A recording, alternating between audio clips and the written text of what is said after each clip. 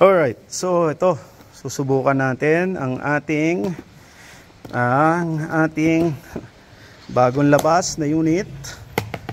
Okay, so looks familiar. Yes, Shadow 2 Blue. Pero ano to, with a twist. Bakit with a twist? Ayun no, barrel bushing siya. Okay, so Shadow 2 na barrel bushing. Alright? So, di ba, para siyang yung orange. Okay? So, yan ang itsura niya. Alright, so puputok natin siya. Then, tignan natin. Let's see kung okay siya.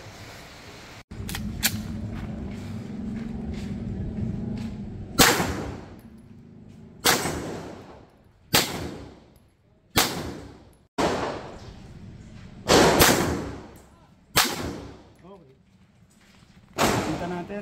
And by the way, take note, gamit ko ngayon mga reload to. Subukan natin gumamit ng factory motor. So ito yung tama niya. Alright. So okay naman siya. Parang yung TS2, ganun din yung timing. Medyo naputol lang. Subukan naman natin yan, FNJ gamitin natin. Tara. Yan. Okay. Single action mode ang gagawin natin pagputok. Ang gauge natin yung safety. Mag-headshot tayo. Okay. Distance natin is about 5 meters. Firing.